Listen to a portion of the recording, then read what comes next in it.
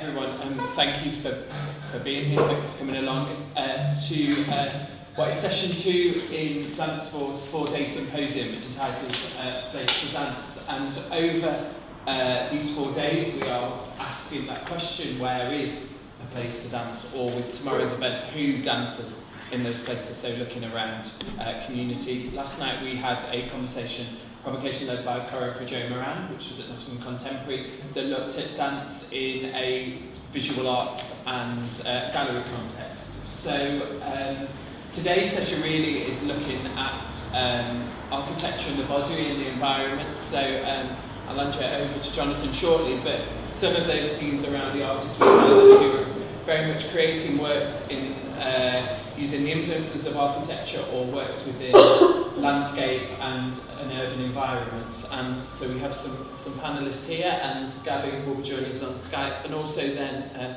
Susanna, who will later introduce herself, who's the creative director in your trust, so to open up the discussion a little bit about what that means to communities to place work in that context and some of the challenges and questions around that. So just briefly before I hand over to Jonathan, the format will be we'll have a series of, we'll have the presentation from Jonathan, and there will be a chance for other artists to introduce themselves and their practice, and then we'll just take a short break and lead into a more open discussion around the table where artists will be able to ask questions to each other, and then you as people to ask questions. A bit of housekeeping: if anyone needs the toilet, it's that way and right, do feel free to come and go if you do need to. But so then to really introduce Jonathan, just to talk a little bit about himself and to offer his provocation. You want me to start provoking? Yes. So I'll need to go to slides if that's, if that's okay. Just switching them on. Maybe if I don't know how well in terms of the camera. I need to be standing in the right place. That's fine. Should we try this? I'm happy to flip them on as long as I can. So I'm going to be great. Let me just okay. Is that okay? Great. Well, I did make some notes. Okay. What Stuart asked me to do was to, of course, try and be provocative about the title, or at least I started with the title, Place to Dance.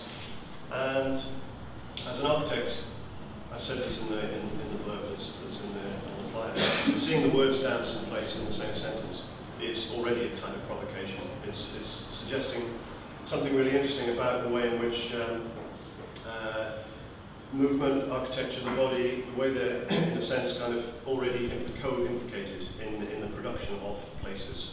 So I start off from this as a kind of launch pad, I suppose, into turning that title around and just, as it says here, just thinking about what it means to dance a place. That was my starting point. So I'm being initially provocative in saying maybe the title's wrong. Let's start by thinking about this in a slightly different way. And the other aspect of this is what's suggested in the kind of subtitle there, if you can read it, what I've called the transformative effects of transgressive play. So that, in a way, a sort of wordy way of trying to just sum up what I'm hoping is the kind of basis of the provocation, I suppose. It's as much a provocation to architects as it is to anyone involved in dance, performance, visual arts, live arts, and so on. So in a way, I'm trying to provoke myself into thinking, perhaps a new way of thinking. Okay, this is a good start. That used to work, didn't it? It did. We always say it works so well. How did you do that? Down, not across.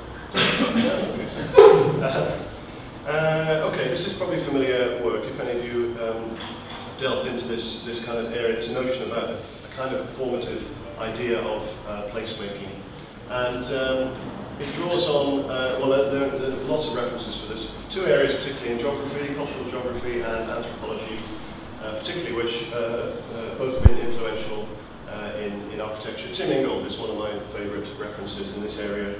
but I put these in just to kind of flag up the kind of territory, or begin to suggest a territory that I'm trying to occupy, I suppose, with this notion of relationship between. Oh, so I've done it again. Oh no, it did work. Okay, but behind all that is an interest of mine, which is a current project. So this is why it's kind of in the forefront in the presentation. I've been working on a book about, a little kind of introductory book really, about Maurice Merleau-Ponty. And phenomenology is probably my kind of framework, I suppose, what I, if I had to name one area where a lot of my ideas come from, this would be it. But particularly from Merleau-Ponty, who tends to be, even in architecture, somebody not particularly engaged, or has not been engaged with in anything like the extent that philosophers like Martin Heidegger, for example, have been. And I think because of that history in recent architecture theory, Heidegger's work has come to dominate. So when you say phenomenology, people immediately think, oh, that's just Heidegger. Think that it's immediately about a kind of very traditional, very nostalgic idea of place. It's a very static thing, very much based on a kind of traditional humanist or human-centered, subject-centered idea of architecture and placement.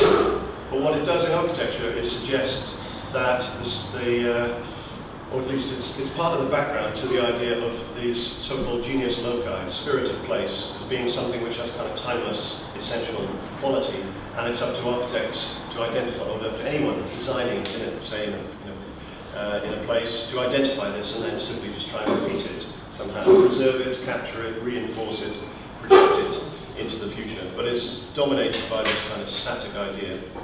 By contrast, I think one can approach Merleau-Ponty's work in a very different way, not in that kind of humanist, subject-centered way, and to see Merleau-Ponty as a kind of, in a way, almost a kind of post-human philosopher.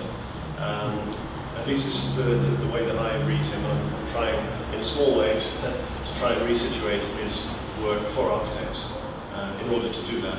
And by that I mean, what he tends to talk about.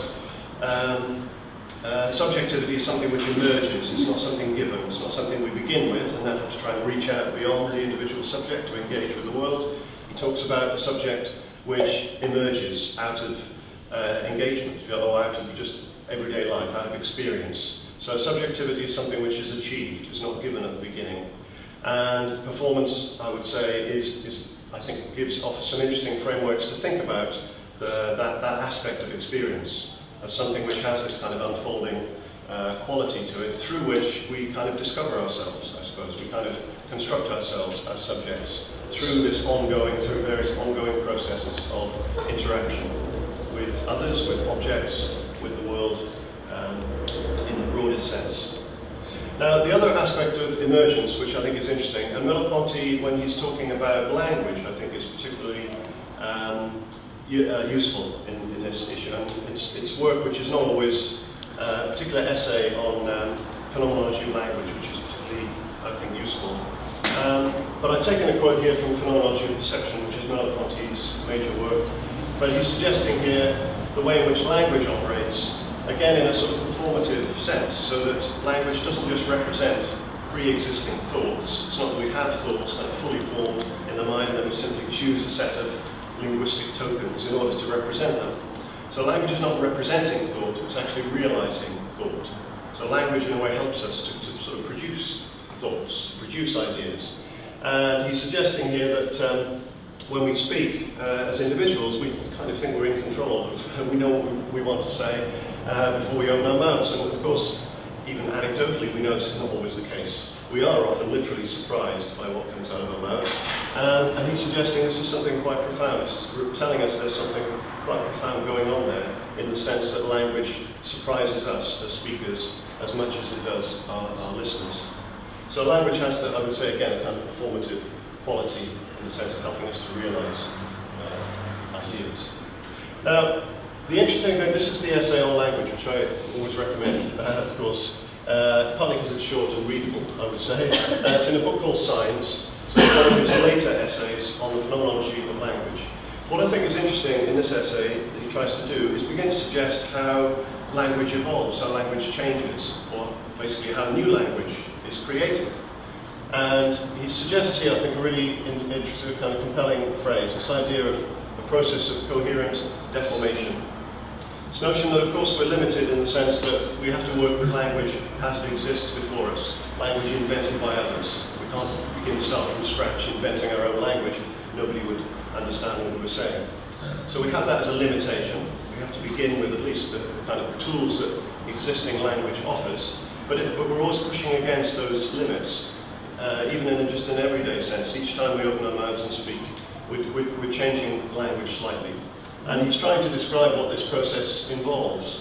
And it can be sometimes conscious, very consciously, the kind of language that poets use very often has a certain level of strangeness about it, which is often what makes it difficult, sometimes challenging to read, to kind of extract something from.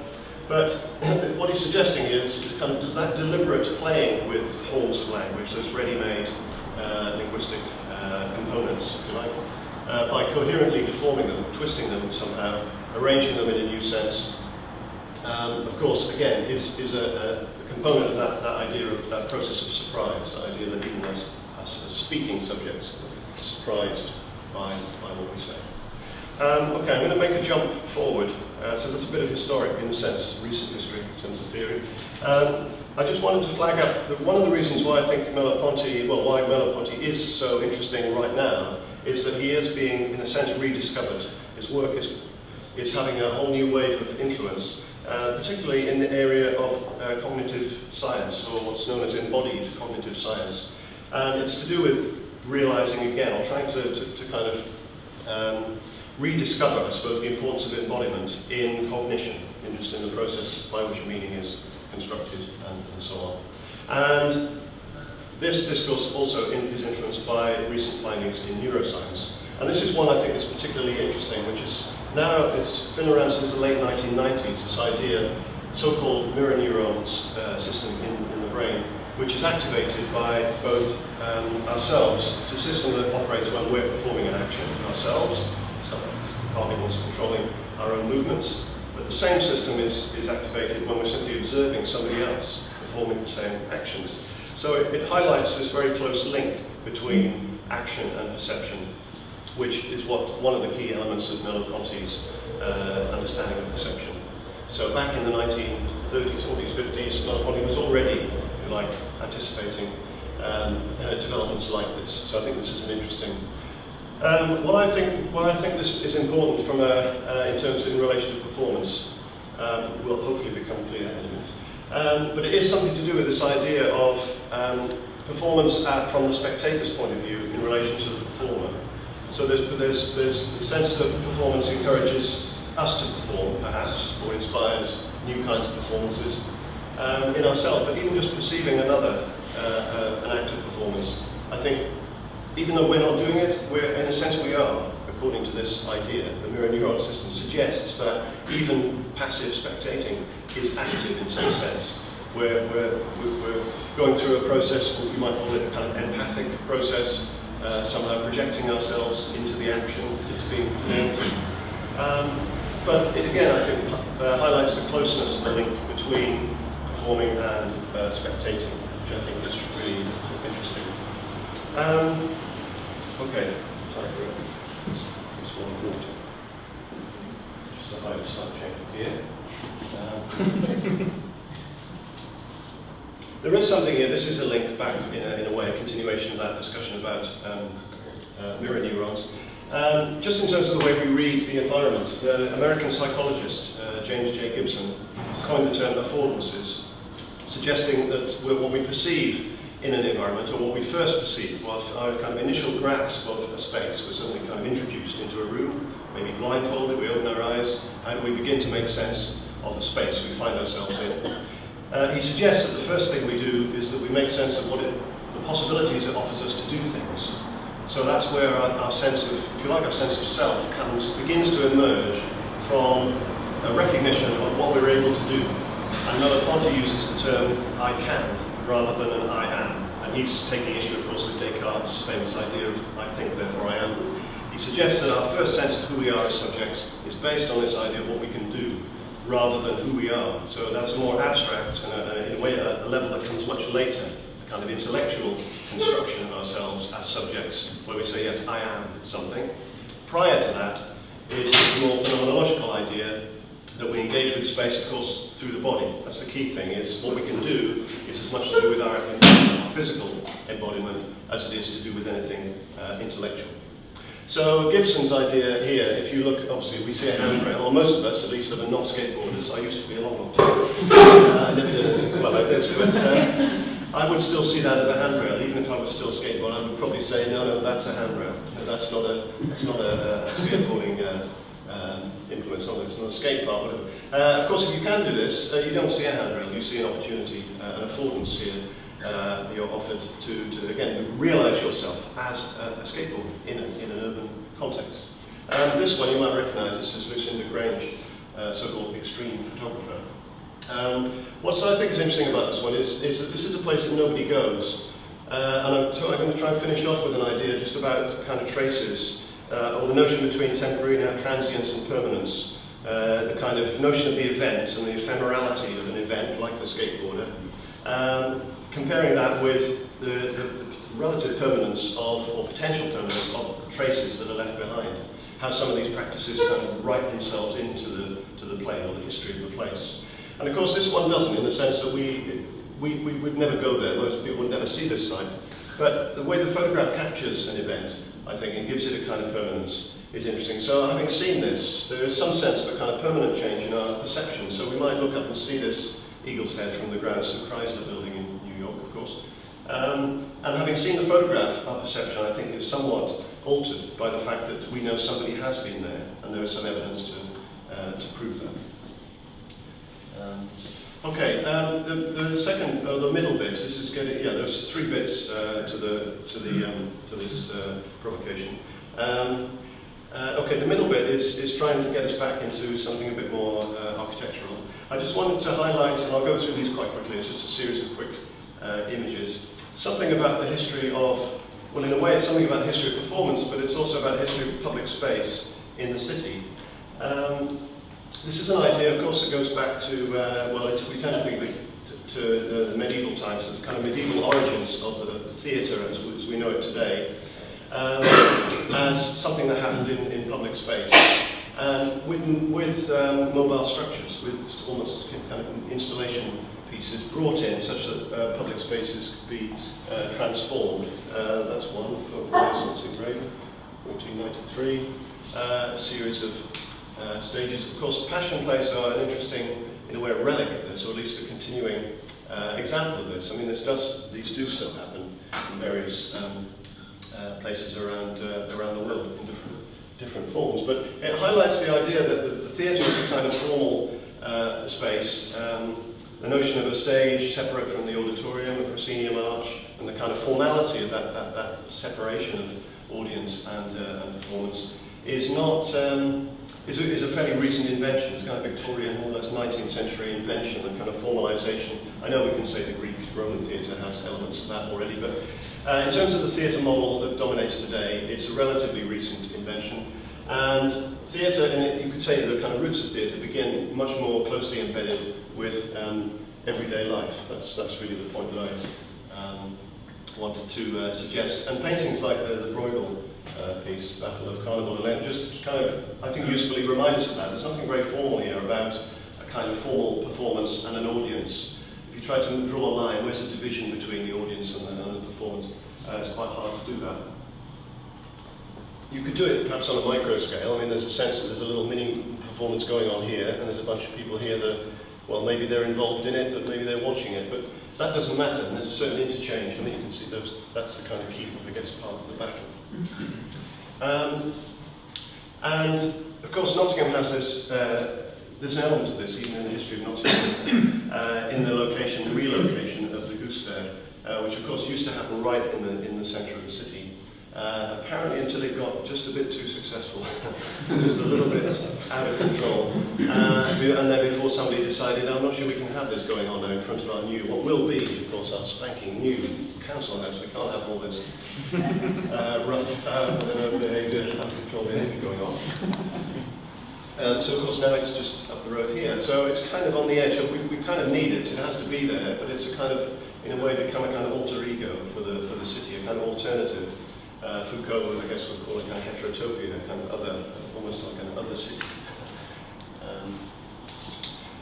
Okay, so in a way, this hopefully kind of summarizes what I think is still really important about that idea of those kind of events, I suppose, what it is, a deeper kind of transformational effect of those kinds of public performance events. And this is, I think, a really key term, liminality. This definition, I think, is almost a bit of a Wikipedia kind of definition. I was trying to find it in Victor Turner, who I think is one of the key theorists of this idea from the it was an anthropologist, late 60s, early 70s. But it touches on some really nice points, I think, which is what those slides were trying to kind of capture. Something about this idea, fluid, malleable situation that enables new institutions.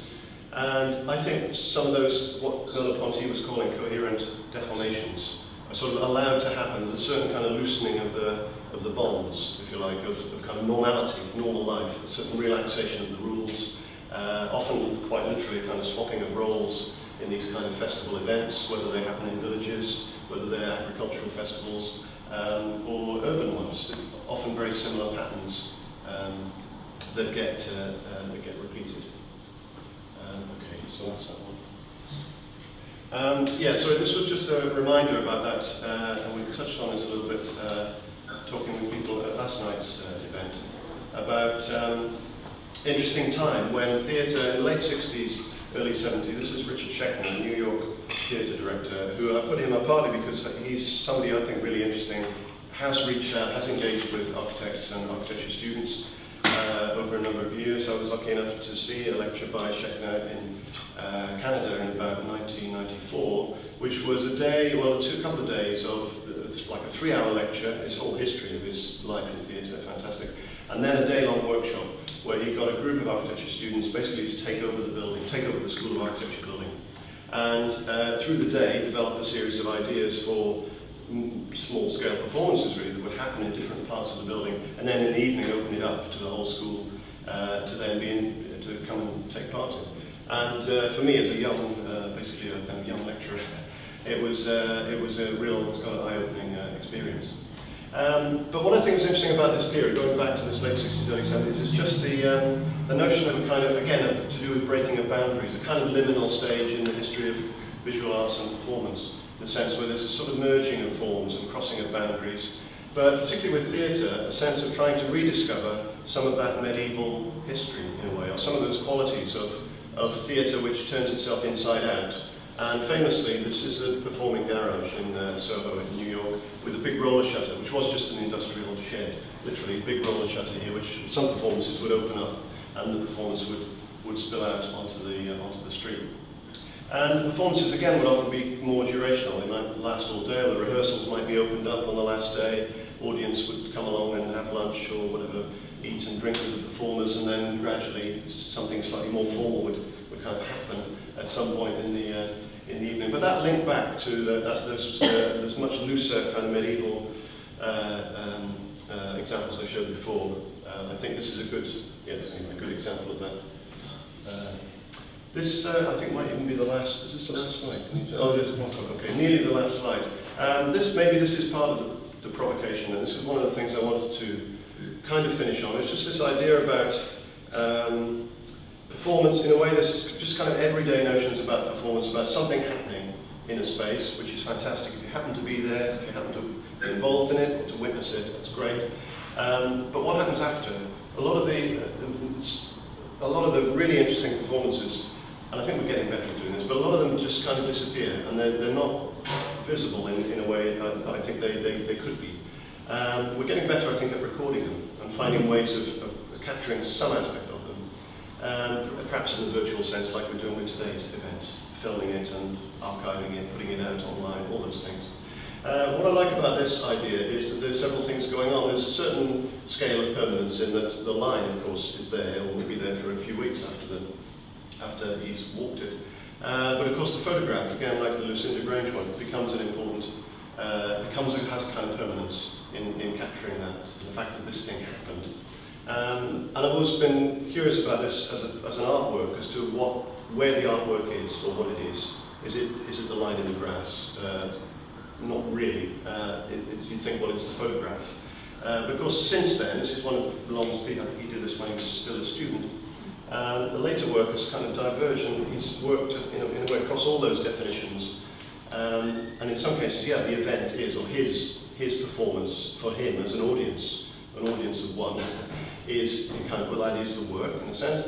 But he often, of course, makes things, arranges material in the space, and captures that in some sense. And in other ways, records the event, or records a route he might have walked.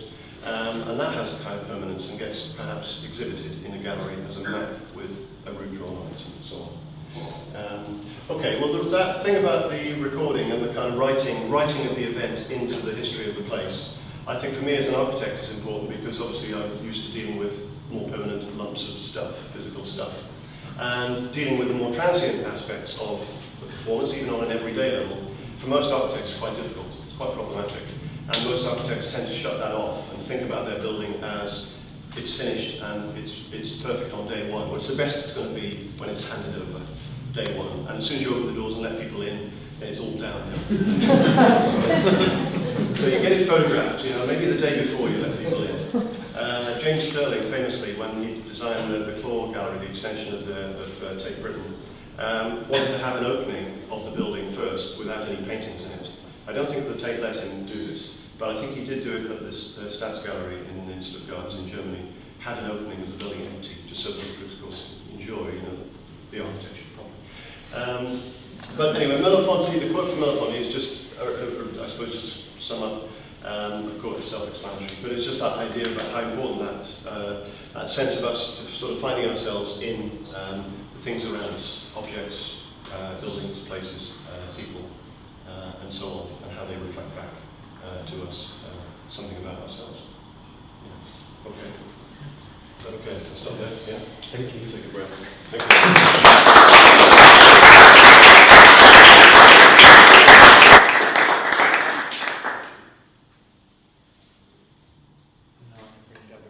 Thank you, Jonathan. What I think would be helpful, as I said earlier, is now to really introduce the panel and give them some time just to talk about themselves or some of their practices, and then after the break we can take some of Jonathan's thinking and some of the kind of thoughts of the panel and the experiences that they've had into a discussion. So I'm going to start with you. So, you knew I was going to do that. So this is Simone Kenyon, who is an artist who's had a relationship with dance for a number of years, but you can talk a bit more about your practice. Sure, I'll just spend a few minutes. Okay, where to begin?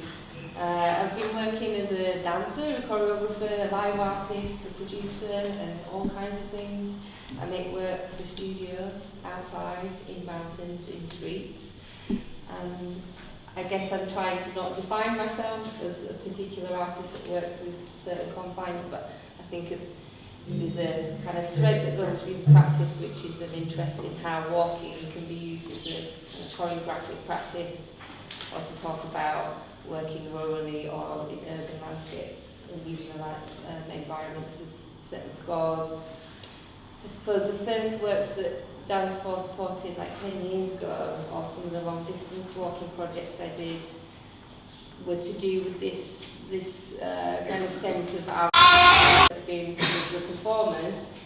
But as my practice has continued, I think I'm becoming much more concerned or interested in how as artists we can facilitate other people's physical understandings of environments and spaces. So less about my experience as the artist performing in a space, but more about how do we construct structures or systems for other people to also embody that thinking or framework in their own city or place.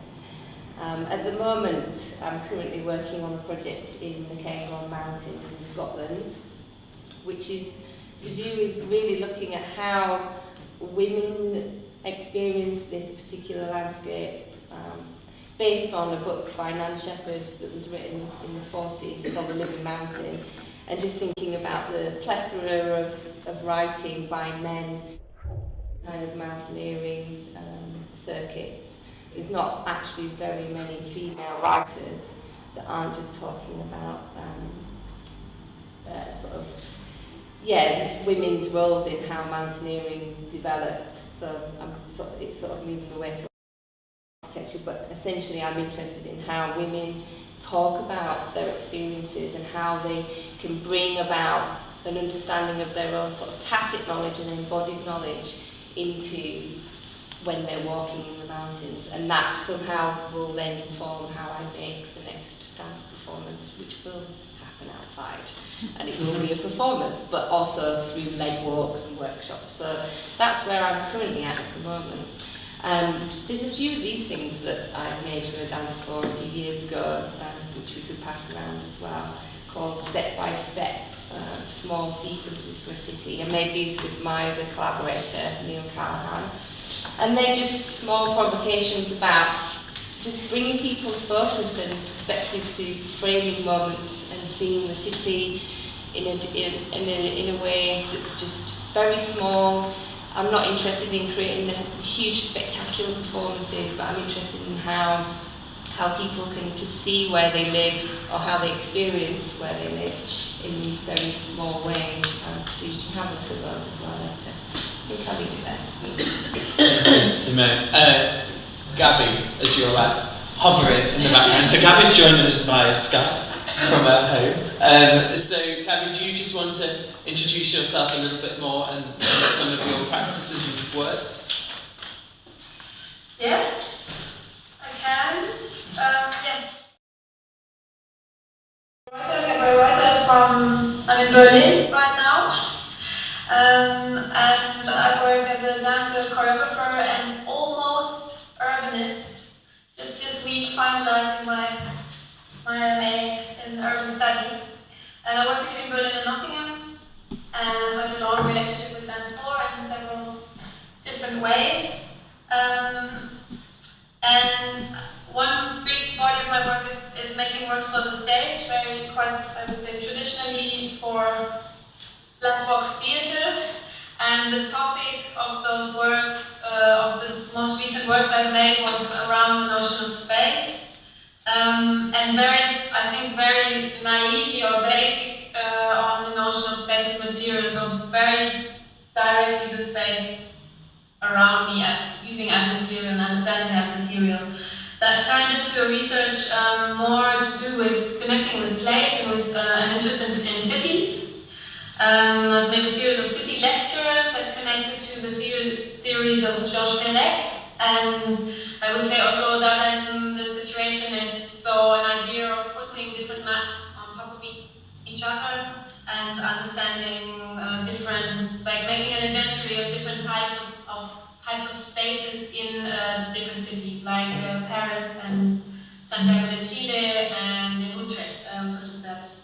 And then the most recent work for the stage I've made was on the connection between sound and space. So this was very pragmatically like from the concept of physics to look at the space around us, literal space around us being not being empty, and to understand, to make it clearer what's in there. So that's one part of the work that also connects to really a practice as a dancer and a teaching practice, mediating dance practice. The other part of my artistic work, or where my interest is shifting towards, is into the territory of urban studies and historical urban studies, so urban history and city research. And that very much brought this topic of space on towards the idea of the social construction of space, much more wider concepts of space, the spatial turn, the idea of people producing space, very simply put. That is something that now feeds into my interest as an artist, and really questioning also how in my practice as a dance artist, how can I get involved in that, in the productive, in a way, yeah, in an interesting way that kind of leads away from making work for the stage only. It's still an interesting medium for me, but that really leads on towards entering the urban space, the city, and also concepts around city planning, community participation, and to see like how can I, as a choreographer, as a dancer maybe, as a choreographer, get involved into that field productively, and how can I engage with architecture in a way that, I thought what Jonathan was saying was like how I was finishing with this idea that normally dance kind of, or that's how I understood it, that dance begins when the architect, when the building is finished, then the dance can begin and relate to the building. That's something that I'm kind of less interested in. I'm more interested in this idea, is there a productive collaboration in the process of creating architecture? Where is the choreography inside the architectural process? And how can I bring myself into that? So this is an interest. And then some most recent kind of different format of work that I've been experimenting with in collaboration with Dance 4 was a sound installation. And this was a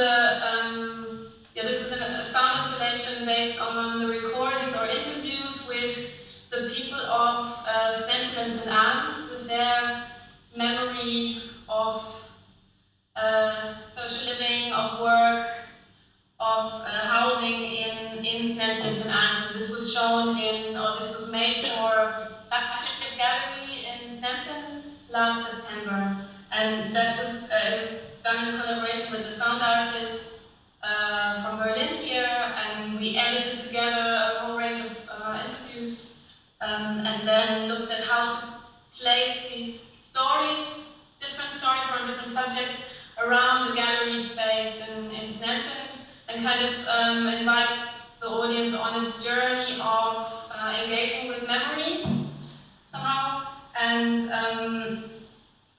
somehow for me it was important to look at this really disconnected from dance, from making a dance work, and very much looking at the connection between memory, choreography, history, somehow placed, and how to arrange the memories of these people that we were engaging with in a building, and how to invite an audience into that experience, how to invite them to create their own choreography of that experience, physically by walking through it, but also by what's happening in the way that they're connecting with the material, somehow choreographically.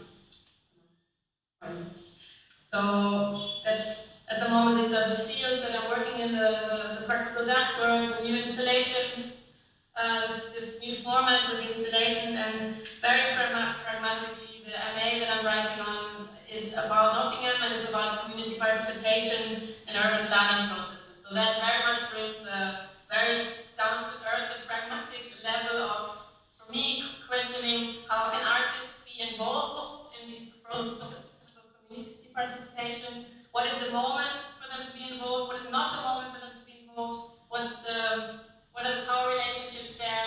And how do we have to be aware as artists when we get into this field of tension? So that's me. Thank you, Gabby.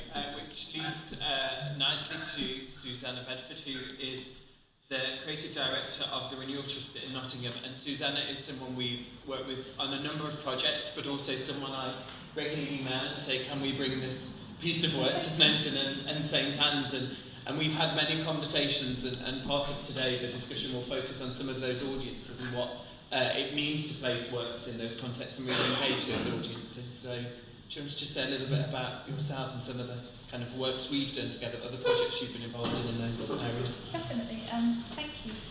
So I'm effectively an arts producer, and I work as creative director within a regeneration charity that works across the two neighbourhoods that Gabby mentioned, Sneinton and St Anne's. And I studied literature.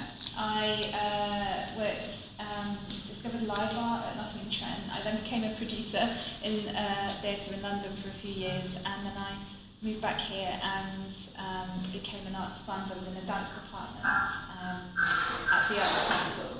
So I've sort of got quite a broad kind of art form background, but I think there's been one key thread of questioning for me throughout all of that, which is how do you get this to audiences who aren't arts literate. How do you engage people, but still keeping that quality and the integrity of the art? So I'm really fortunate to have this role. It sort of started out as a pilot, really, with a project strand that we call Nut Ballet, and it's kind of turning it on its head. So sort of working as a producer, but not from an arts organisation, from within the community.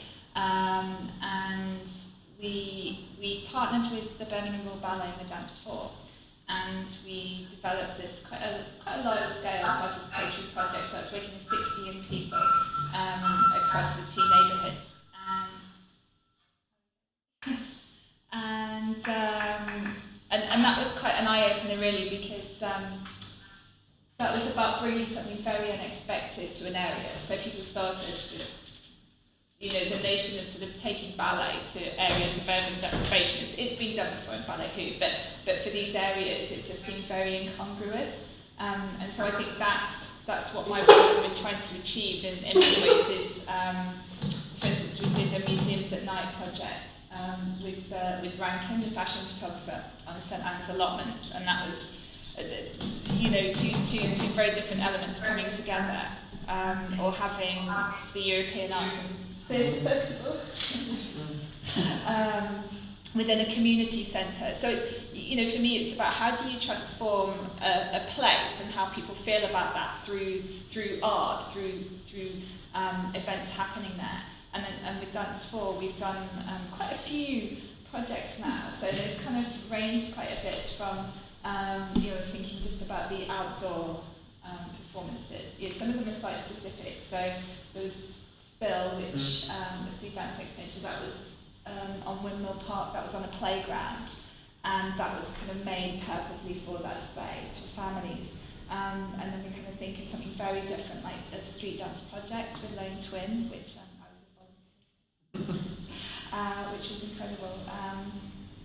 And then we did the Amory, so that came from Not Dance, so that took place in a couple of squares in Snelton. So they're very different projects, and it might be later about how people interact with those different ones.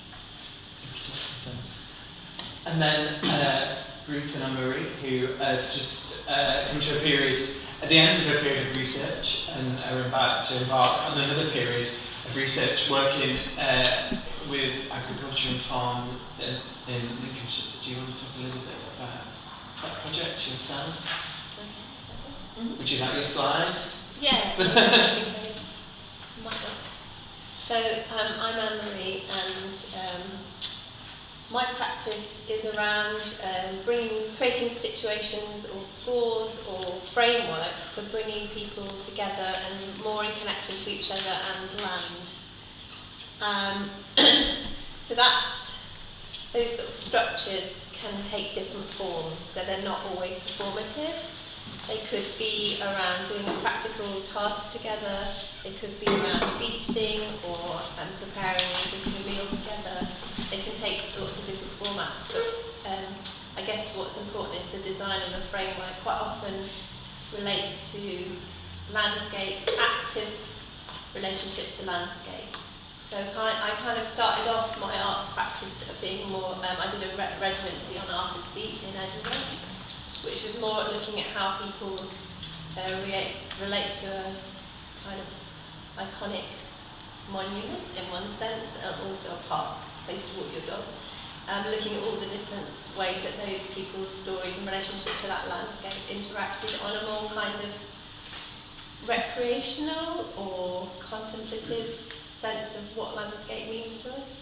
And then since then I've got much more interested, and this maybe through I've done quite a lot of activism, performance activism, and I'm sort of passionate sort of environmental campaigner in it as well. My background's in geography, and I think I've got really interested in what an active relationship to the land means through farming, through growing food, through managing landscapes, and then I guess how that more active relationship, interrelationship, and more detailed sense of knowing what an environment brings into, or not an environment, what a place offers, to us then can translate into something that's a more deep, kind of profound connection. So that's why I find agriculture and horticulture really interesting, because I think a lot of our culture came from our connection to the land through agriculture, kind of in the name there. And a lot of our songs and our dances came from that experience of working the land. And now we don't really work the land, but we may have to work the land again. So what is our relationship to the land in that active way now? And what are those, do we have any rituals or ways to connect to seasonality? To the fact that this cycle, which we're quite disconnected from, which provides everything we need to survive and live, and the fact that, you know, what's our relationship to bees? Without bees, we're not here. So I'm kind of interested in all of those stories around connection to landscape as an actual force for living. So this slide is from a piece that I've just reignited in the last 2 years, and that started in 2004, which was a protest piece at the House of Commons with 4 masked figures. I'm not going to talk too much about that now, but I've gone back into that work because I think it's still really potent, and I'm really interested in our project together, which is a field of wheat or flatlands. We're looking at large-scale food growing in Lincolnshire. So we're trying to bring ourselves back into that landscape and experience it through our presence there, through being in those environments where people just generally aren't at all. And most of the time, for example, when I'm on a train going up and down the country, if I see someone in a field, I get really interested in what they're doing, because it's something you just don't see. You don't see people out in the rural landscape. So what's our relationship to those landscapes now? And particularly in Lincolnshire, it's like the heartland of our agricultural system. It's the breadbasket of the UK, and has been for several hundred years. So, and most of the farms there are just massive. And our whole journey into flatlands, which we've been researching for about 2 years now, started with just that feeling of we want to get into those landscapes. There's huge grain stores. Like, what's it feel like to be standing next to them? I think there's a slide of me. If you skip through.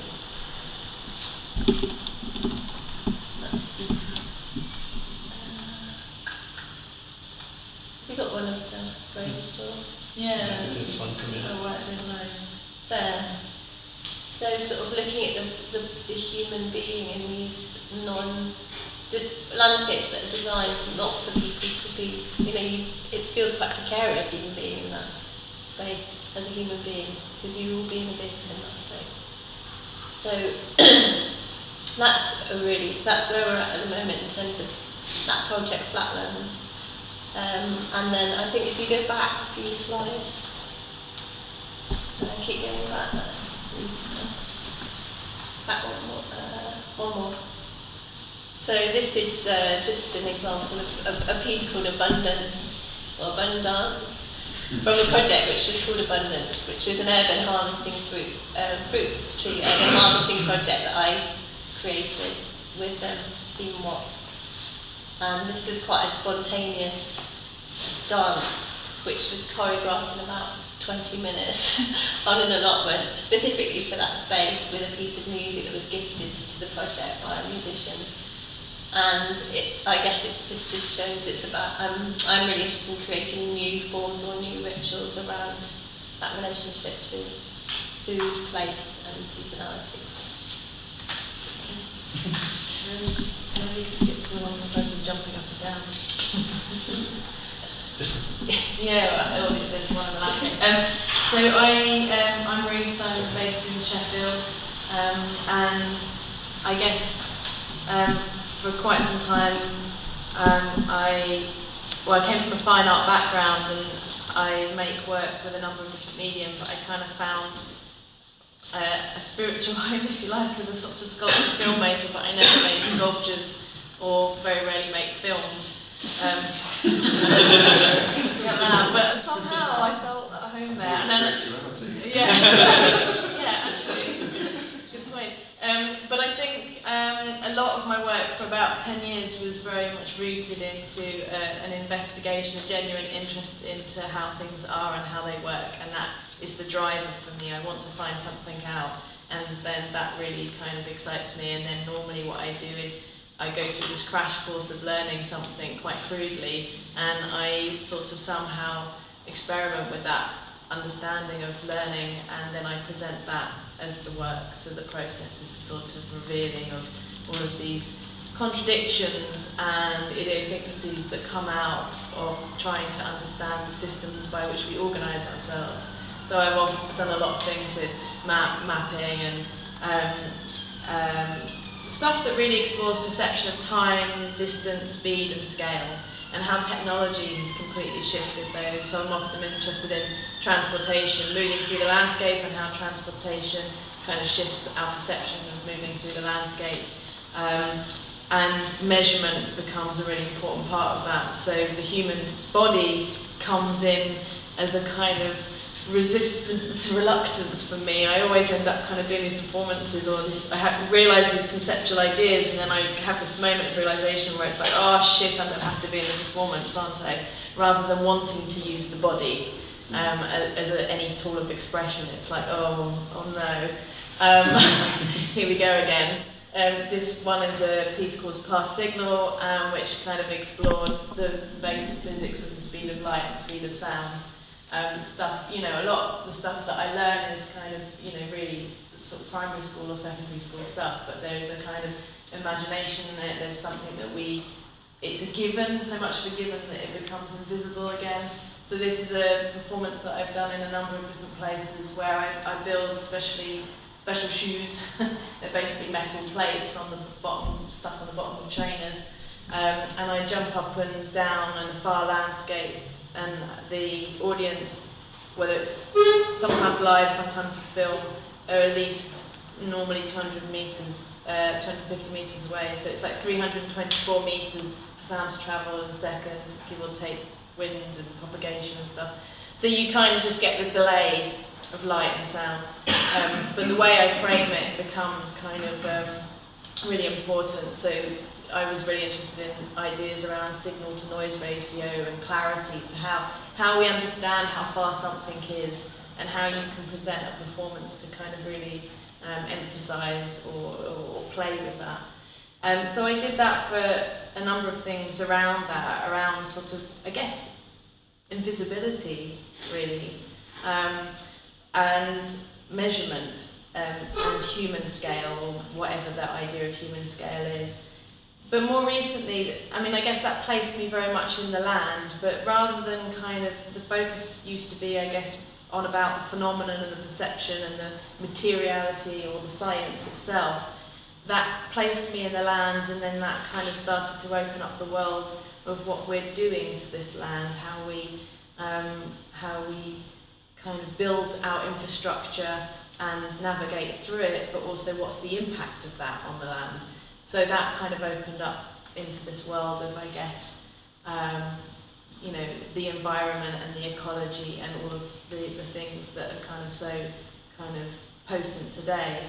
And then, so I struggled for a while, but it's now put me in a place that has exploring those things again, but with a much more kind of consciousness of the decisions that we make. So for the last year and a half I've been artist in residence in the Faculty of Engineering, and I'm exploring ideas around infrastructure, most recently urban water management and things like that. So stuff that kind of still deals with you know, our relationship to the environment and the systems and infrastructure we navigate through in order to understand and move around that environment, but much more kind of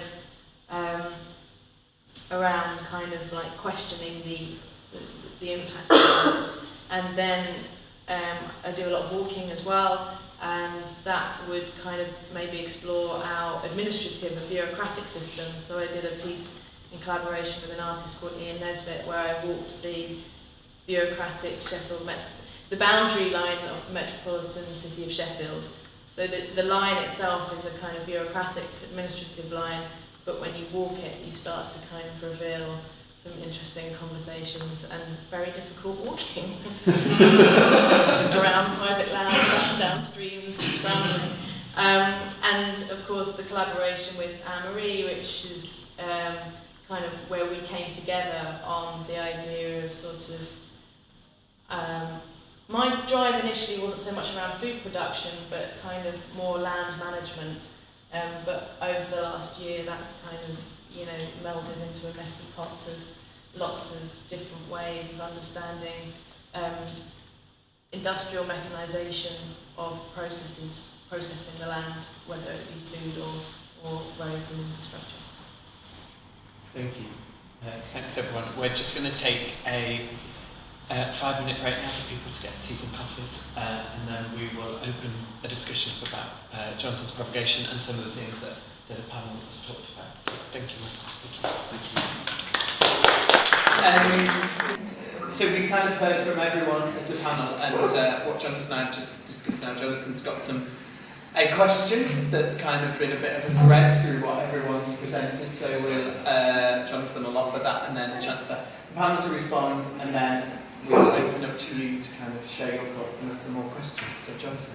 Yeah, I just want to pick up on a theme that I just started to put out at the end of, towards the end of the series that I was going through, and I thought maybe it's the one about legacy and the idea about the sort of life after the performance. Because I think from hearing what you all had to say, it was really interesting. I thought sort of already start to imagine what your response to that question might be, because you all were kind of suggesting that there are implications, if you like. The work has some implications. It's not just there and it's gone. You do it for a reason, and part of that is that it has a life beyond the moment of the performance. But I'm guessing in perhaps quite different ways for all of you. So I thought maybe if we started at that end with Ruth and Anne-Marie, we might finish nicely with Susanna, because I'm imagining that for you legacy in some ways might be where you begin, you know, where you want to start from that point, and that's really what you want to create, and then you think about, okay, how do we achieve that? And I'm guessing that as artists, you maybe don't do that necessarily. You might begin with the work, and the legacy kind of, you know, if there happens to be one, that's fine, but there's a kind of additional. But anyway, I'm starting to answer the question, so stop that very bad habit. Yeah. Well, we could talk over each other like we normally do. Well, there's two really different responses that I've got. One maybe is about our collaborative project around the Lincolnshire farmers, and the other one I just wanted to pick up on, and then I want to bury it. Just need to get it out there. Is you, when you reference the Richard Long piece and then the photograph and where the photograph lies, something that I kind of find a bit frustrating and maybe, or interesting, but kind of like talked to death about in one sense, and also that so there's the kind of whole world of commodification, you know, sort of performance artists kind of actually using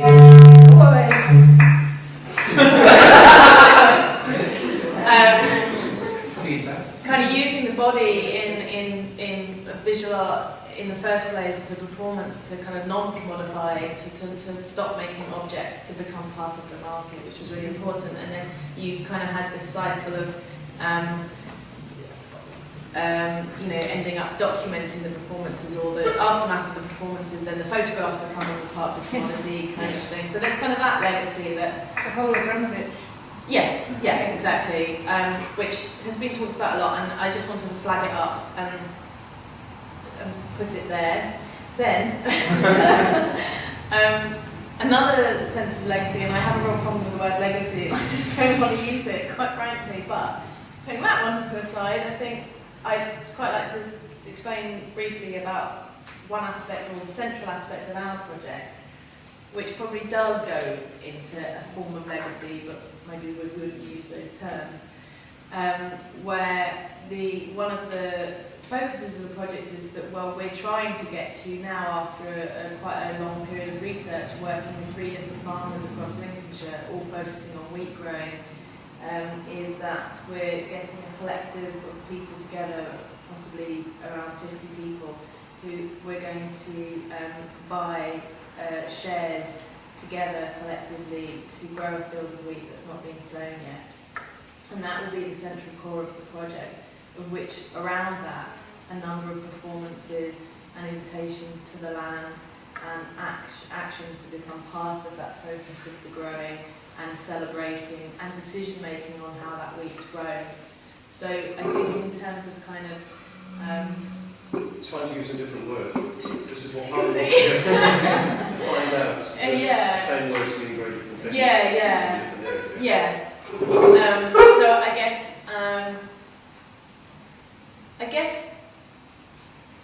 it's about a kind of sense of genuine engagement, so that when you come into a place or a community even, that one of the reasons it's taken us so long, probably 2 years all in all, to kind of get to this stage of our project, is because for Anne-Marie it was less new, me it was kind of very new, but for both of us, kind of large-scale agriculture was fairly new.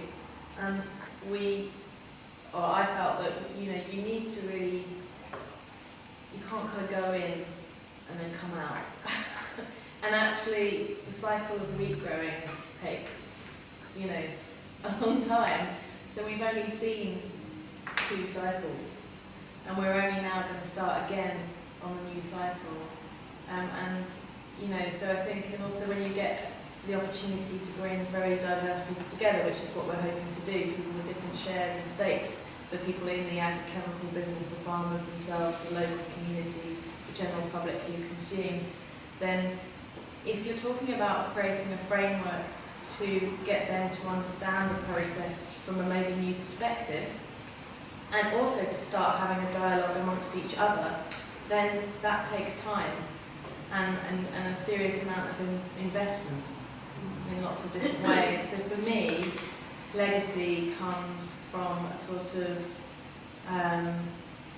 partly about sort of opening up a channel or a way or a space or a period of time where people can discover for themselves within a certain framework, so that the meaning becomes, they have time to understand, and they're not told what the meaning is, or they're not told what to think, you know, because then the resonance doesn't spread very far. I just add to that around cyclical, seasonal things.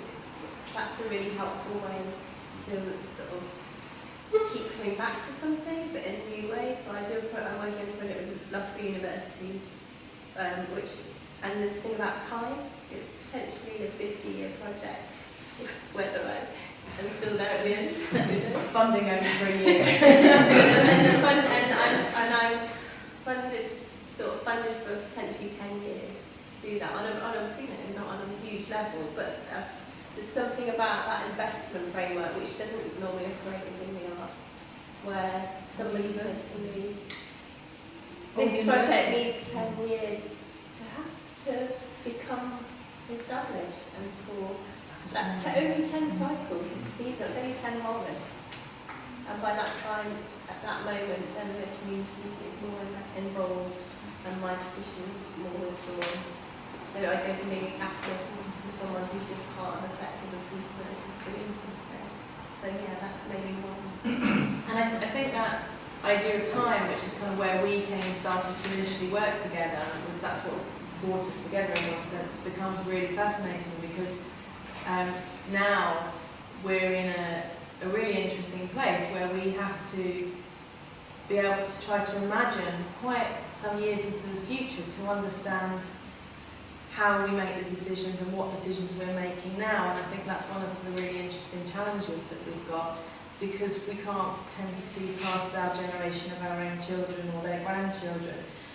And I just recently watched a film about the Into Eternity, it was called, which was to do with the Finnish kind of infrastructure system of burying nuclear waste, and it needs to have something ridiculous like 100,000 years or 10,000 years to become safe. And how do you create markers or a narrative to tell future generations? So So just the idea of we have to think so far into the future is so foreign to us. So I think that idea of legacy and time is a really interesting one for us to manage now, when we generally think of the immediate, but that immediate, you know, the immediate future and the medium future is now fragile. So we, in order to get our heads around that, we would need to get our heads around how to understand into the future much further than we can. Right. Okay, that's great. Yeah, Simone, do you want to Well, I would probably agree with a lot of what you were saying, and yeah, the term legacy, I'm also not quite sure about that word either. I just had to look up the definition for myself.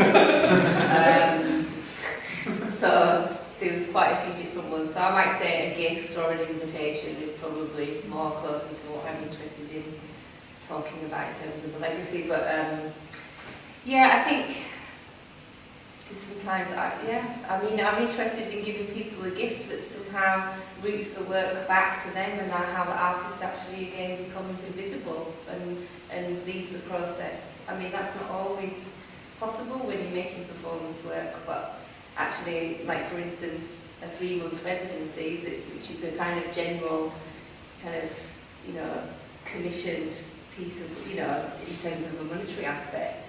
I agreed to split that over an 18-month period and go back to the same place in Scotland, do a long-distance walk that went through very remote communities, and to try and be a kind of moving conduit that connects these very small villages together, and somehow to create a dialogue through eating together, through walking together, through these invitations or gifts, that then eventually those people that I build relationships through this act of walking and creating this choreographic score, if you like, they become the people who put walkers up in their houses. So it's actually, the work became more about how do you link these communities to people who might visit North East Scotland who would never walk there before because of various land ownership situations in that area as well. So, you know, the world takes over the work sometimes, and regardless of what you think you might end up doing. So, in terms of a legacy, sometimes, you know, the legacy could be that I don't own it anymore, and I'm quite happy with that. I think something like, for instance, a piece of work at the moment which we made, myself and Culhane, which is a very simple duet that we showed in the festival here in Nottingham. We've now been commissioned to do something for Fierce Festival, to work with local dancers and performers, but to look at how you use that very simple piece.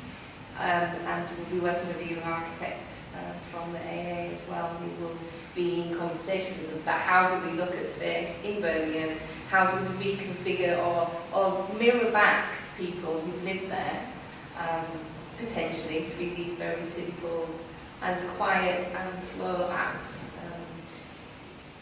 Can dance offer a reflection to people of their own city, just through us exploring very small aspects of the architecture and working with local dancers to kind of expand actually upon the choreographic processes that we've been through. So again, it's kind of this thing of taking the material and sharing it and spreading it out into different communities or different interests. Because otherwise, as a dancer or a choreographer, what am I making? Just something like, how does it keep living? How do we keep exploring the material? But I would, you know, with any of the pieces, looking at sign or looking at working with place, I'm more interested now about the gift of people having their own experience and leading these sort of sensory walks or looking at tacit knowledge, which you can't document. And I think with the whole documentation thing, and Richard Long is also, you know, a whole other discussion in a way, but Richard Long is always the person that comes up with every walking and it's always about traces, and you know, there's something about the vibrant matter of, you know, we could talk about vibrant matter of place, I think for me, his work, actually what's more interesting about the legacy of his work in terms of documentation is the moment where, not the photographs, but the kind of the text-based work that points to a structure that he's done, and then it leads you as the audience or the viewer to have that imagination, and the activity is actually about the participation of the person perceiving that, not the photograph. Like I think there is an interesting translation of his work. But yeah, I could say a lot more. That's really interesting. Should we go to Gabby? Yeah. If she can hear us. Can you hear us, Gabby? Oh, yes. You know? Yes. Yeah. If you're listening, I think the headphones work better. Yes, hello. Hello. No? Gabby, did you hear Jonathan's initial question? Only part of it, to be really honest. Maybe Jonathan, could I ask you to Yeah, sure. It was just and maybe speak up a bit or come closer.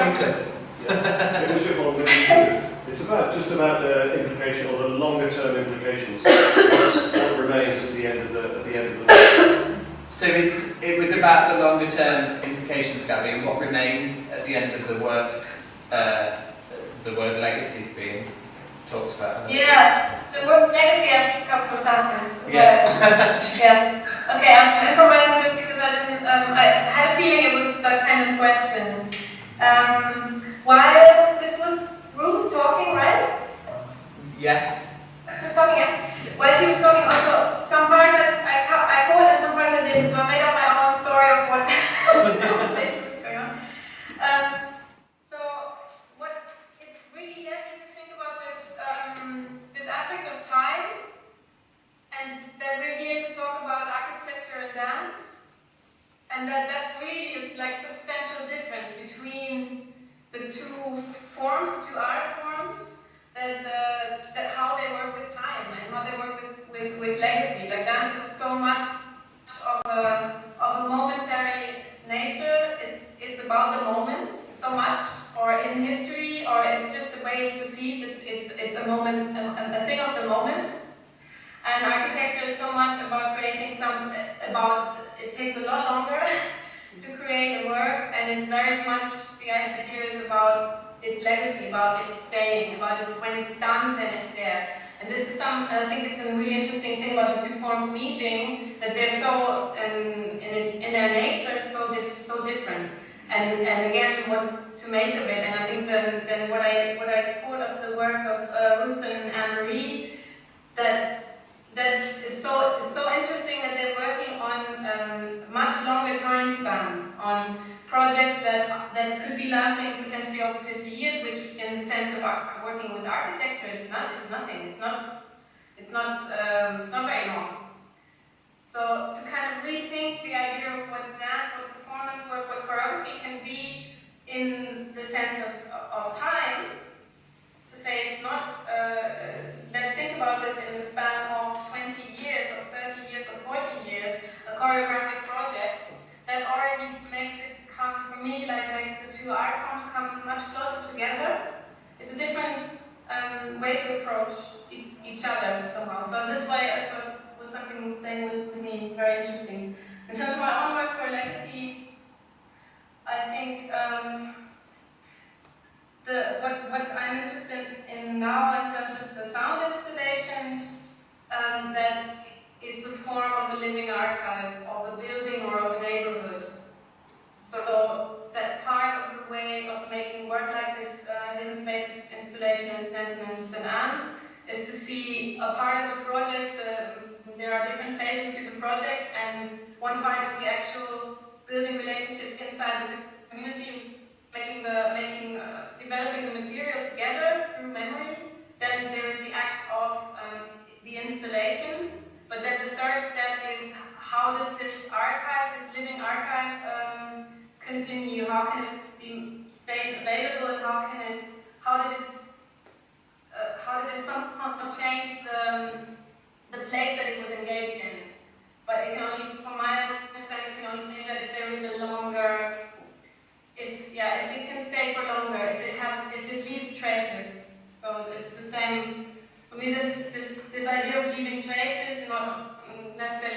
ones, but in some way of leaving something behind is really important, and that's why I think for the work, the stage work that I do, I don't know, it's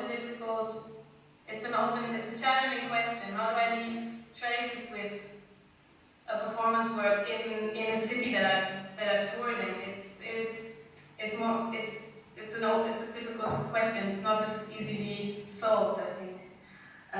But I think the question that you want to, that the bigger the traces are, you can leave, the longer they stay, the possibility for it to actually change the place that you're engaged with is, I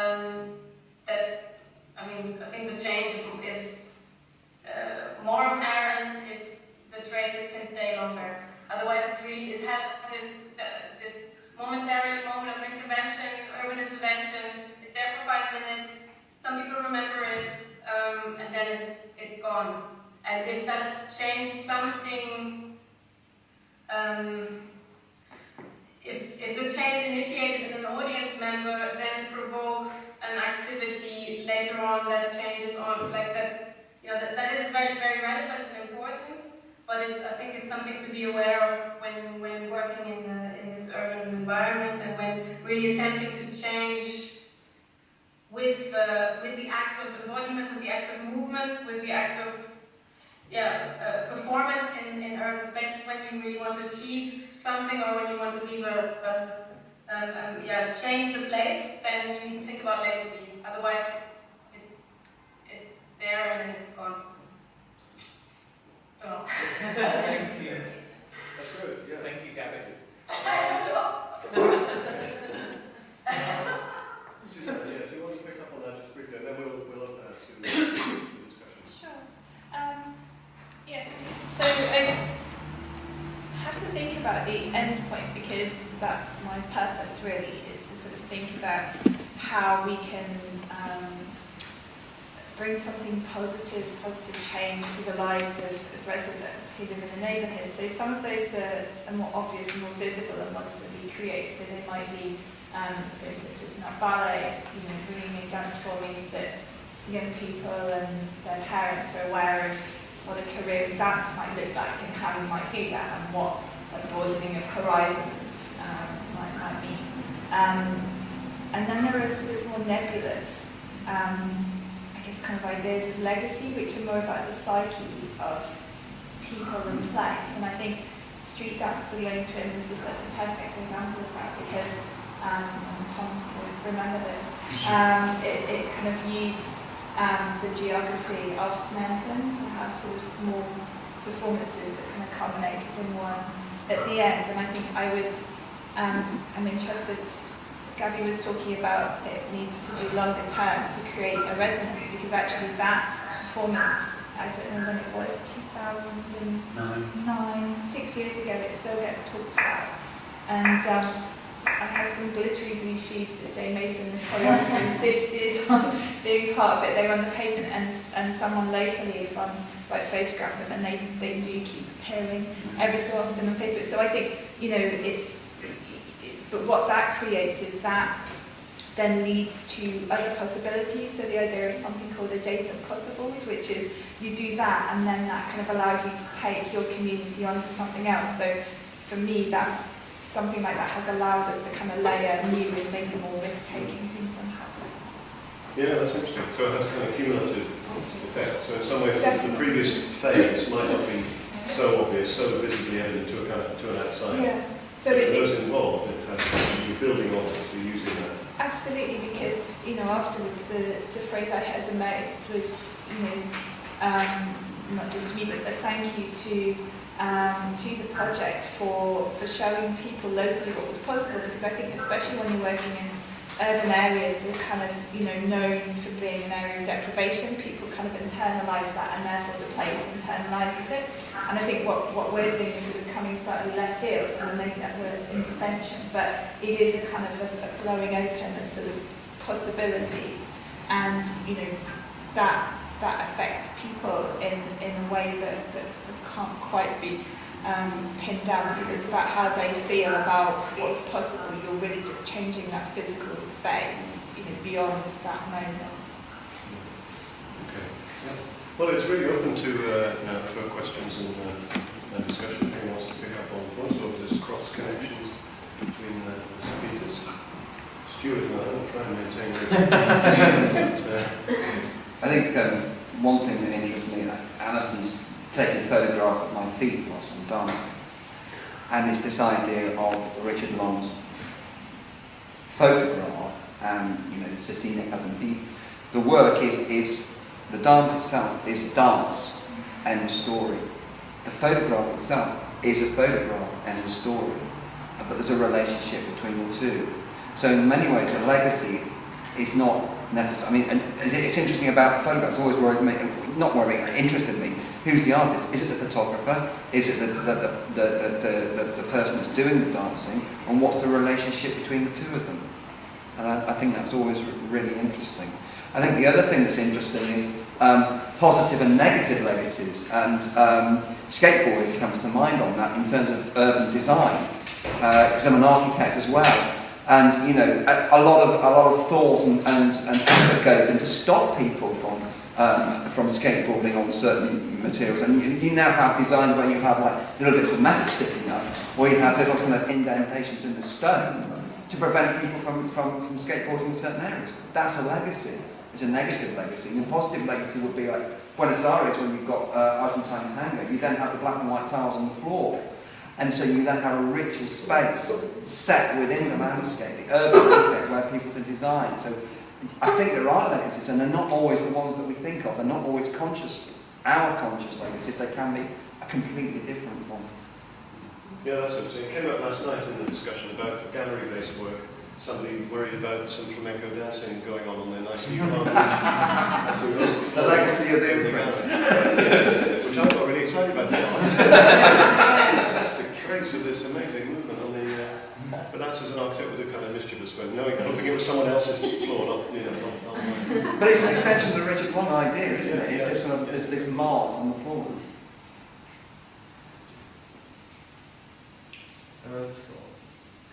I think a kind of a hidden theme seems to be running through your presentation, something you were talking about, is mirror kind of representation as a mirror. And I wonder if you could think about that, because the mirror looks like it, but it's not, it's the opposite. So you can never see the thing as it's intended, but you were talking about. Well, I mentioned it just in reference to what you were saying, but I also have some interest in neuroscience as well, because I'm training to be a Feldenkrais practitioner, and that we talk a lot about, you can imagine the movement, and you work with somebody who imagines the movement on the left side, and then you imagine how it moves, so this is how it moves on the right side of the body, and then you either enact it or not. But there's a sense of learning through this idea of mirroring, even internally potentially. But I think you're right, it's still not mirroring in that sense to me. It's still very much an embodied understanding of it. So I don't know, I think it can go one way or the other. In terms of mirroring, I mean as a reflection back to yourself that you can, it keeps changing, it's constantly in negotiation. It's not a set image, it's not this is just a thing that it's, maybe mirroring is the wrong description. Well, I think Let's talk about that. I think mirroring is an interesting word, because it kind of might speak to a certain amount of truth, because the thing about a mirror is that you can never see yourself. You can always see an image of yourself, which is a reverse. You think, oh, that's me, but in fact, no, it's the reverse image. And I think that might be an interesting kind of thought in that you talk about copying and people perhaps mirroring what you're doing, but is it a mirror, or is it an appearance of being the same? But there has been studies, say for instance, about kinesthetic empathy of audience members watching dance. The Glasgow, I think a consortium of universities did that research from Glasgow or Northampton or yeah. I don't know if it was D or not, but anyway, okay. It was a group of people, but there's something interesting about this kind of mirroring in relation to one another. Still, as a very felt sense of an understanding of what's happening when you're watching something, and for me, that's an interesting idea of mirroring, because it's not just based on this reciprocal visual thing that's happening, someone's feeling it in their muscles. There's an actual physical response to seeing dance, and I think in terms of Feldenkrais practice as well, that also fits in with a lot of the neuroscience. I'm not an expert on it all, but there's something about, I guess, just as an idea, like how do they keep reflecting back, and how does that keep changing as a way, as a process for learning? Well, it helps to remind us, I think, as you're saying, that we fool ourselves into thinking that we are seeing ourselves in the mirror when we aren't. It's a nice way of reminding ourselves that however much we reflect back by the environment, it's never exhaustive. We never have a complete image either of ourselves or of the world. It's always partial, and there are a million partial views of things, and still you never have it. You never see anything. Another Ponting talks about this a lot, which you kind of build basis on Husserl's philosophy. We were just talking about this briefly downstairs. But I think it's a really important idea. It's like we say, the mirror, it's too easy to fall into this idea that what you see in the mirror is the thing, or is an exact copy of the thing. It's equivalent, when actually it isn't. Ponting uses the idea not so much about the mirror, but about the bits of your own body that you can't see. You can't ever see the back of your head and look at, and look between your shoulders, however far you go. And but your imagination can begin to sense what that might be like and somehow build a picture. Through your other sense, like your sense of proprioception. Which comes back to this tacit knowledge and embodied knowledge that I think is really important in terms of how we make dance with people or for and with spaces and cities and architecture and everything that's kind of permeable and solid. But yeah, I think, phenomenology feels like a very big sort of intellectual beast somehow in terms of the language of it. And it's like, how do we talk about phenomenology? This is a question for me, like how do I talk about that to people who I meet on the street? Or how do I talk about that with other artists? Or how do we find another language? Well, we find it through getting people to move and do it that way, because that is the experience. The true experiential of it. It's another way of saying it. This morning I was reading through a whole load of cultural geography papers, and I've picked out about 10 from the year 2000 to the present, where phenomenology, performance, and performativity is in there, and it's clearly sort of a way that thinkers or theorists have been looking at right from and feminist theorists like Judith Butler. yes exactly. So it's kind of interesting hearing you talk about the mirror and the image, and then you were talking about the taking of somebody else's image, and I know I don't want to go back to Richard Long and Hamish Fulton. I do think that it's interesting that they're not in there. They physically are not in there. They're in their work by their experience, but they're not physically in there. And whether there's something in that. Sorry, I'm rambling on a bit. But then is that about representation? Yeah. And not, what is the legacy? Just representation of an act, or is, we try to show Well, you can argue that it's everything, isn't it? Yes. It's the experience that you can never have again. It's the image that's come from that or the text. And I think you're absolutely right about, Richard Long again, about the experience of his text pieces allow the audience to have that imagination, which of course then takes you back to, another theorist about authorship and, the audience having more purchase on the response to the work. Yeah, I was just picking up saying dance scholarship. Merlin wanted is the phenomenologist of choice, and he's right at the moment. In fact, it's one of the things that came out of recent research exercise and reports was they're probably doing too much of that and I'm using it too much. But really, I think why dance researchers and artists are drawn to it is because of the way it deals with the lived experience, the way it gives a way to articulate an embodied knowledge in some way. But I wanted to kind of pick up something else around you introduced this idea of liminality, and position it really within that kind of more carnivalesque notion of something being a transformative state that might be temporary, that might be a place that we go through. And I was interested in that in relationship to this word legacy. That one of the kind of what's possible in that transformative moment, that liminal space that might be a series of liminal spaces that you revisit or cycle, or it might be a one-off if you think about it in terms of time. But that it doesn't have to then, I wonder actually if we ever fully close the box and what are the leaks that happen afterwards. So if you think about it in those kind of, having opened Pandora's box, maybe not all of it ever goes back in.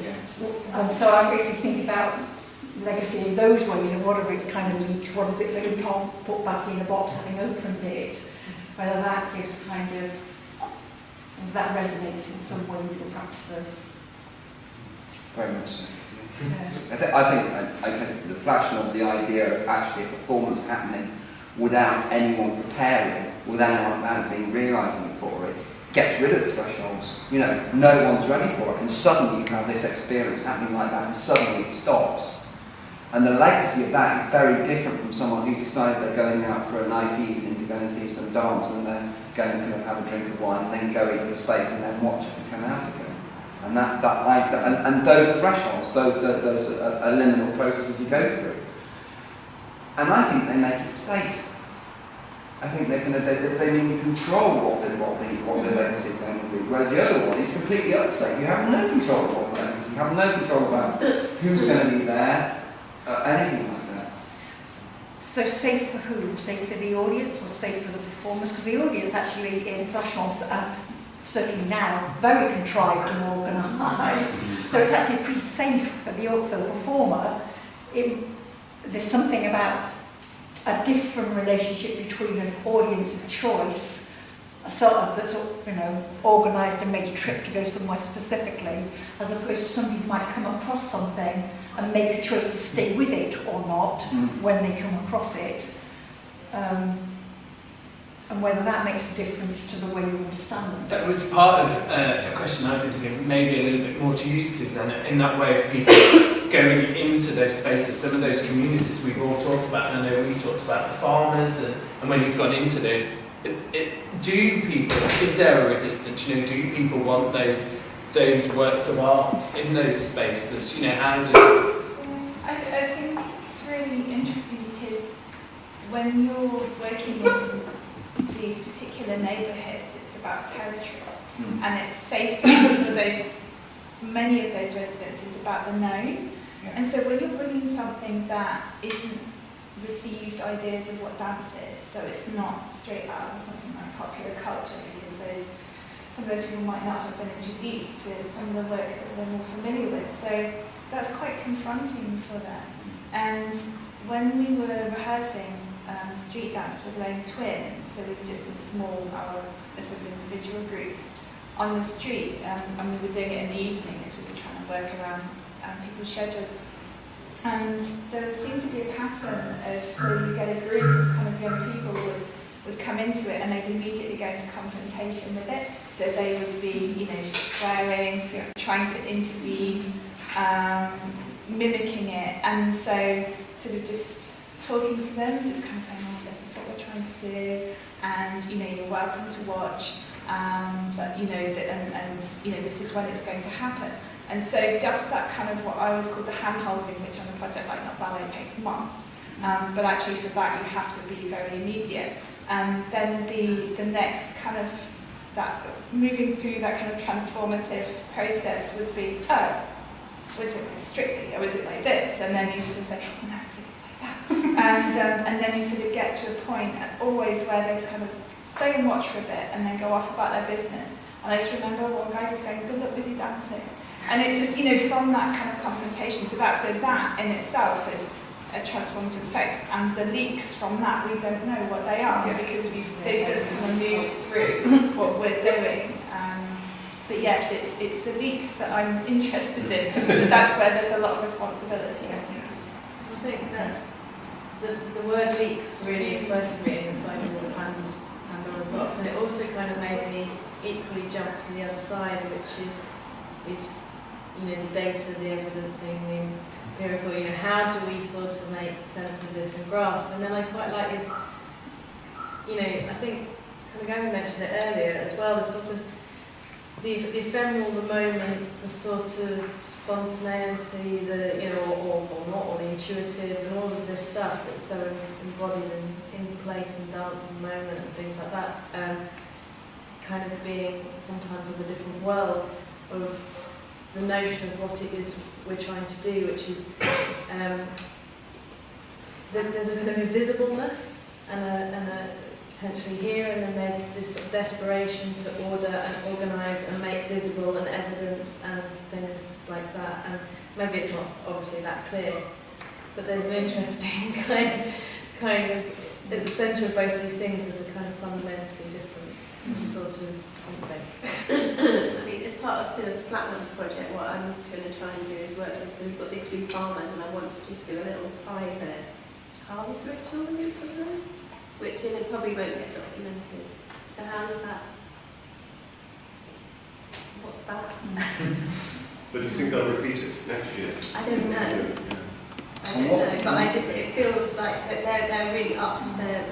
So about them being invited in, we've incredibly welcome farms, but that's because we've had a really long time in building a relationship with them. And maybe they don't know. And they're up for exploring different things. Yeah. Quite Does it matter whether they think it's art, or they, you know, does it matter whether there's a perception of what you're, you know, how you sort of frame what you're doing? Because that's another part of the sort of leakage thing, really. Yes. It's kind of things become so embedded in a context that we kind of, we didn't realise it was art. Yeah. You know, we just did it. Is this art? We just did it anyway. You know, we enjoyed it. Is that all right? Is that then perhaps more likely to have a longer life? It's sometimes much more healthy to just put that, to say, don't worry about it. Yeah. But that's not the conversation. The conversation is this. But it's funny when you talk about bureaucracy and art funding and things like there was a survey done via the phone asking people if they engaged in the arts. And they were engaging with the arts, but they didn't know that they were. They didn't realise they were. So you couldn't kind of pick up. So, you know, there's that kind of bureaucratic necessity, the legacy, to know that what it was art in order to justify. Yeah, rather philosophical question, really, isn't it? Which is ridiculous, you know, which is also tied in with the whole commodification of art as well. I had a question. Is this? Last night we were talking about exchange and almost the justification of, you know, were we asking galleries and contemporary art to justify, or were dancers asking them to justify their position as contemporary art? Is any of this about exchange between architects and choreographers and dancers? You know, is any of this about dancers and choreographers impacting upon the design of buildings and spaces? You know, is that some of the legacy? Is that a legacy? Well, potentially, yes. I mean, I wasn't saying no.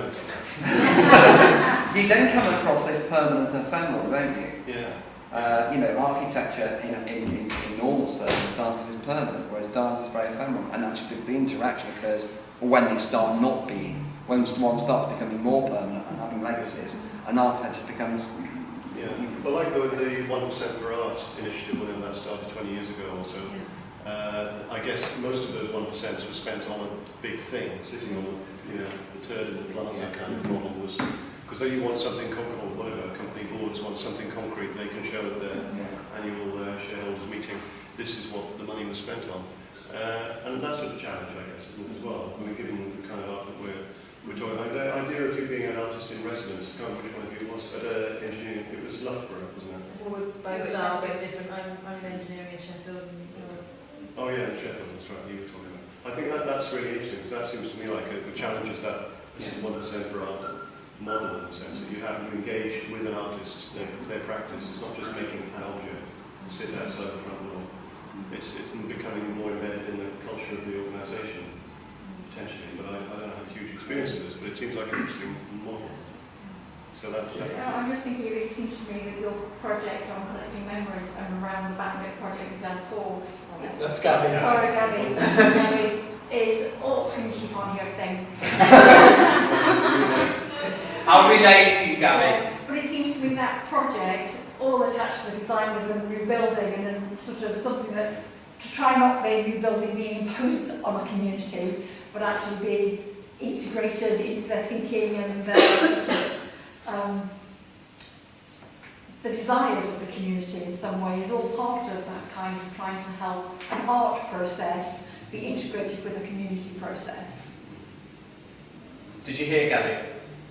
The last bit, yes, absolutely, but the question around it was specifically what? There wasn't really a It's, question. it's kind of around the process of when you made hidden spaces, starting to make a process that kind of develops a community, particularly around, moving into new spaces for dance for, so some of that thinking.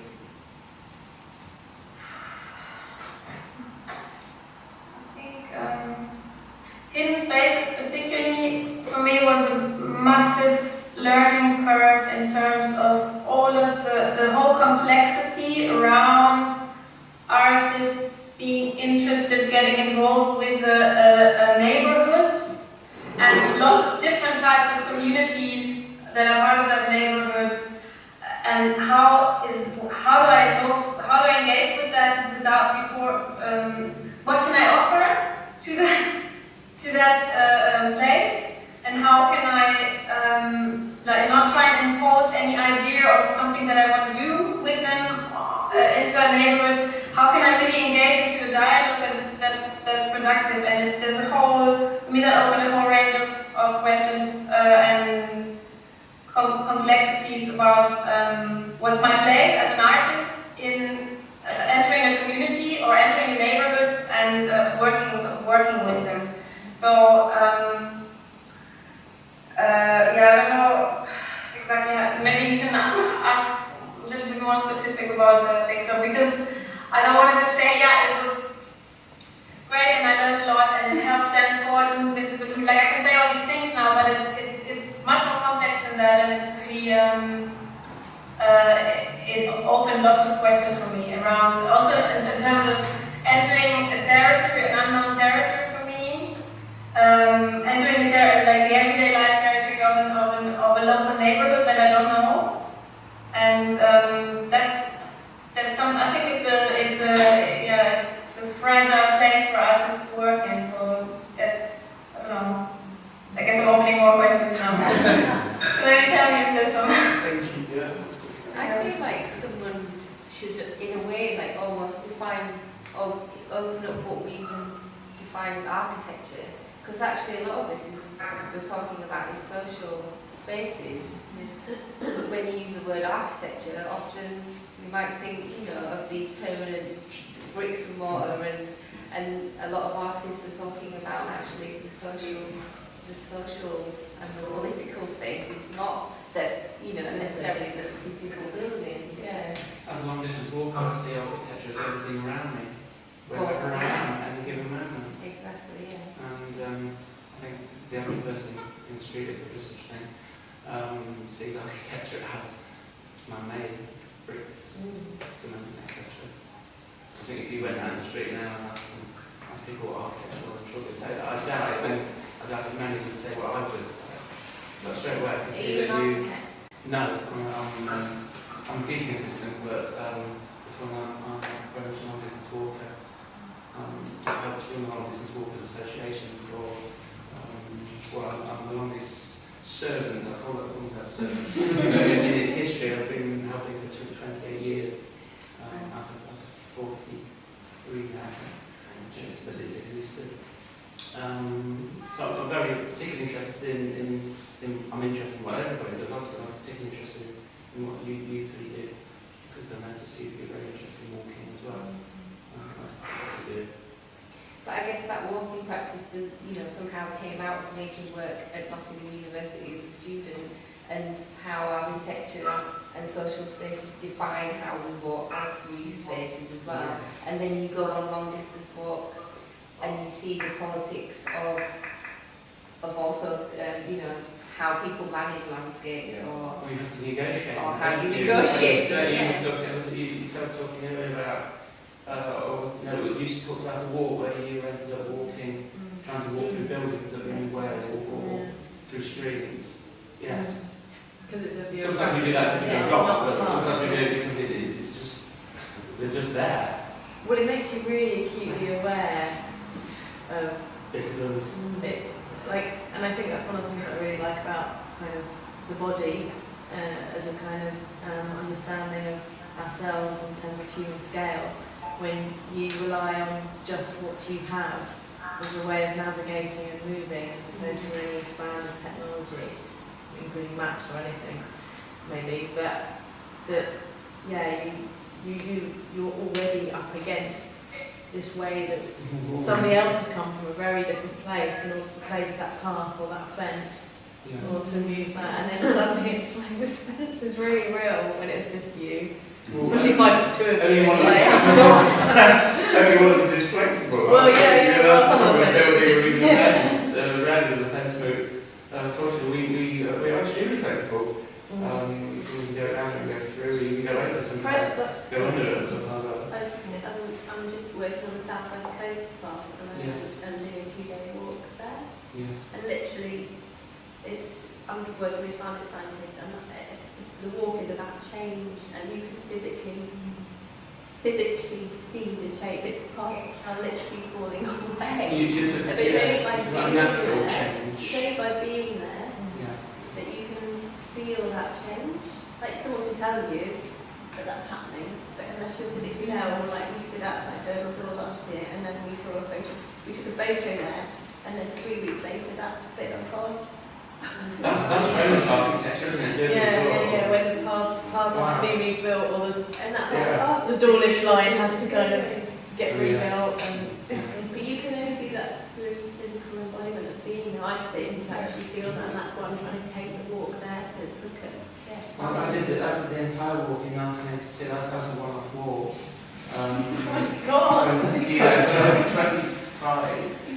You're really hardcore. 25 days. That's an average of 22 miles a day, apparently. It seems like it's 24 miles because it's extended. I haven't been visited little parts of it since, but obviously I haven't done the whole thing. I wouldn't be able to do the whole thing now because I've had the time then. So I sort of, I'm a bit inverted. I sort of took my retirement when I was in the 20s.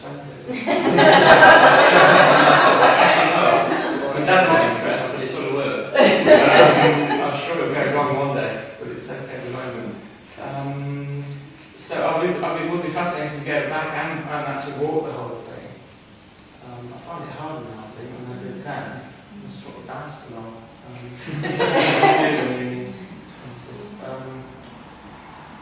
I would imagine it's changed a lot, both in terms of nature and what with beings have been literally on its path or outside of its path. What fascinates me, and actually is thinking about you mentioned the word change, and I'm suddenly in a place of thinking that's in acknowledging the changing of place and space and body and our connections to people. In opening up new spaces, it's acknowledging that change can't just be about future. It's not just about the future, but it's actually about the acknowledgement of what's already there and present and alive from those things that have leaked over many years and so on. And actually, by in some way acknowledging that and accepting that and that informing these kind of adjacent possibles, then hopefully what happens next is that we might not be there in 40 years' time, but actually by the longevity of engagement and acknowledging those links, maybe there is that thing which the legacy word, but acknowledge, which has accepted that we're part of that change. And on that note, Yes. and longevity, and beauty around, so I'm going to bring this session to a close. Just before I do my thank yous, just want to say, if you haven't got a leaflet, please pick one up. The symposium carries on. We have another discussion later on this evening and one tomorrow, and then on Saturday and Sunday, Alison, who's joined us today, is taking us on a walk as part of the symposium. A short walk to a long dance. So that's happening on Saturday and Sunday. But thank you to Jonathan for opening up today's session, and to panellists. So to Susanna, to Gabby, thank you. To Simone, to Ruth and Marie. Thank you all very much.